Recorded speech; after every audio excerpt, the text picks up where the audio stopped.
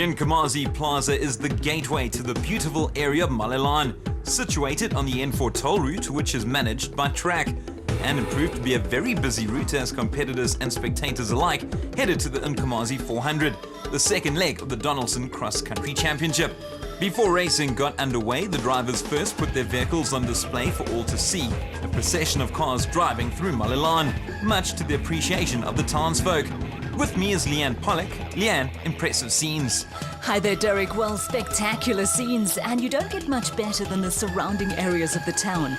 The farms in the region produce sugarcane, subtropical fruit and winter vegetables. The origin of the name is disputed, but either the expression Mlalani, which means place of the palms, or the expression Lala, which means to sleep, are accepted origins of the name. With the procession done and dusted, it was back to Riverview Preparatory School for the final touch-ups before racing got underway.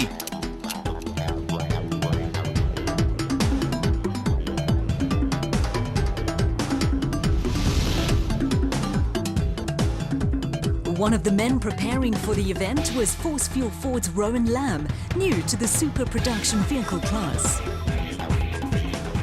Rowan, I'm looking behind the beautiful Ranger there. Big step up from Class E. Yeah, it's a huge step. We did all right last year, and we joined the Force Fuel team this year. So it's going to be a big learning curve for us this whole year, and we hope to improve our position race by race.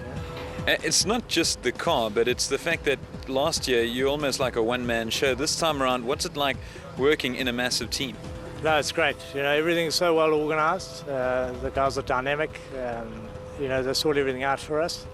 Basically arriving and everything's done for you. We'd run around with spanners. Now we can sort of sit back and relax a bit. You actually couldn't ask for more. Exactly, yeah.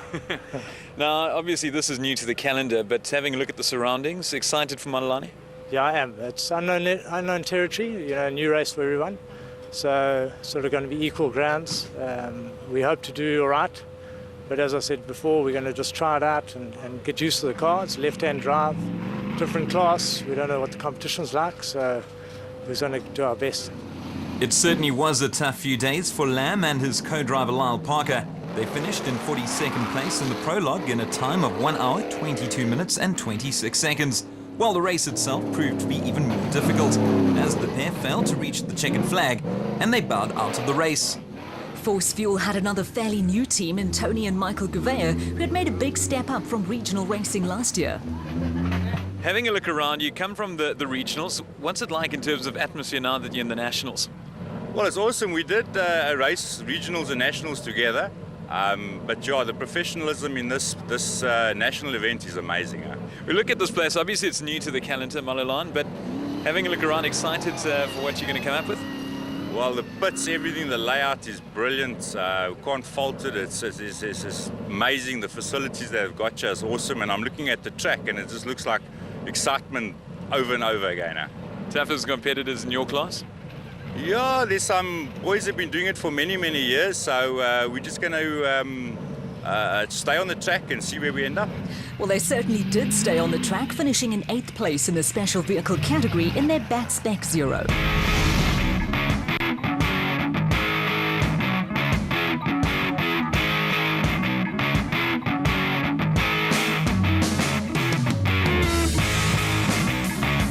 Former South African champions Chris Visser and Yapi Bardnos made a turnaround for Ford Racing in the production vehicle category.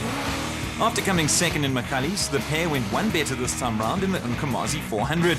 They finished second fastest in the prologue and started a minute and 40 seconds behind Friday's winners Christian Deploy and Henk Janssen van Vieren, who were in their RFS BMW X3.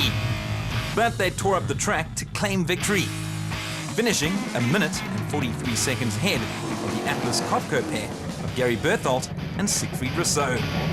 Berthold was treated by race medics for dehydration after the prologue, but managed to recover as he and Rousseau secured second place in their Toyota Hilux.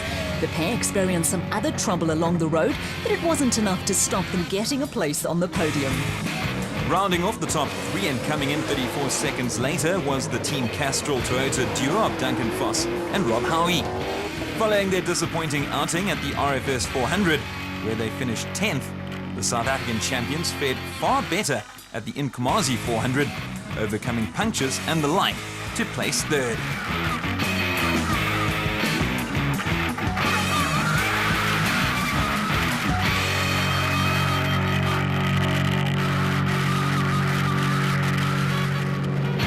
After a hectic battle on the second loop, the other Team Castrol Toyota team of Anthony Taylor and Dennis Murphy came in fourth. The pair did phenomenally well, overtaking 5 cars on their way to finishing 2 minutes and 51 seconds behind their teammates. Completing the top 5 was the Atlas Copco Toyota Hilux of Johan van Staden and Mike Lawrenson, with van Staden continually describing the route as awesome. Malcolm Koch and Johan Berger in their Toyota Hilux had a superb run, gaining at least 6 places during the first loop on their way to finishing, coincidentally, in 6th place. While the Ford Ranger of the Rubicon Racing pair of Lo de Brain and Rian Quayling had seen better days, the team did manage to finish 7th. Regent Racing's Michael Whitehouse and Matthew Carlson had problems with their Nissan Navara's diff, but they managed to limp home. And not far behind them was another Regent Racing outfit, this time the celebrity pair of Archie Rutherford and Roxy Lowe. Lowe's first foray into navigating certainly wasn't a fruitless one, as the team surprised many to finish inside the top 10.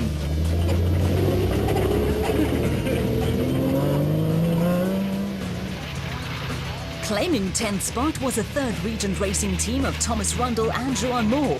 They experienced fuel problems throughout the second loop, with Moore even forced to cool the fuel pump down with a wet cloth.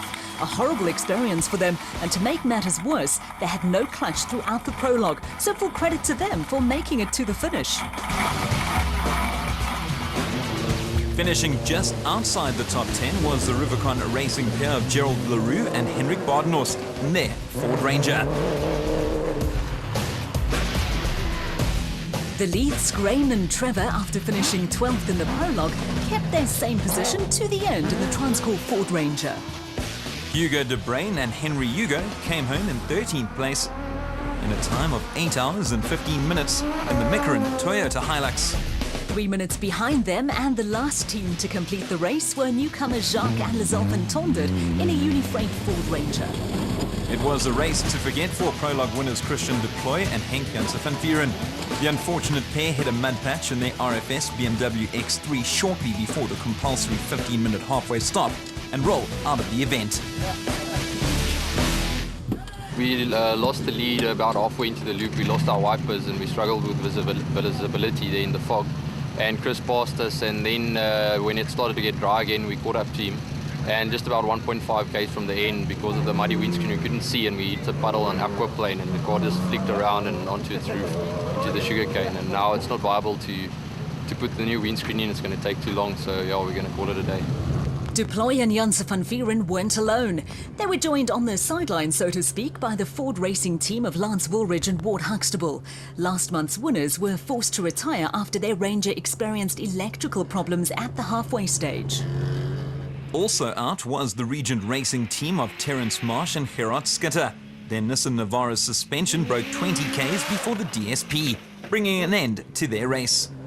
Regent Racing's Jürgen and Daniel Schroeder finished 16th in the prologue, but were unable to make it to the end in their Nissan Navara. While Jannie Vis and Joks LaRue also failed to complete the race in their Toyota Hilux. Henny de Klerk and Johan Smallberger's LA Sport BMW X3 experienced a number of problems, including 2 flats, as they were also forced to bow out. While the Trisom Racing Toyota Hilux of Dion Fent and Ian Palmer couldn't quite make it to the end. So a terrific result for Visser and Badenhorst, capturing first place to climb to first in the championship standings on 44 points, 13 clear of Berthold and Rousseau, while Koch and Berger share third spot with Woolridge and Huxtable. We're now second in the championship, so it's a great place to be in, considering. And with a new car coming, big decisions to whether to race the next car, the new car at the next race, or this one. Elegant Fuels, Quinton and Kali Silvalt are racing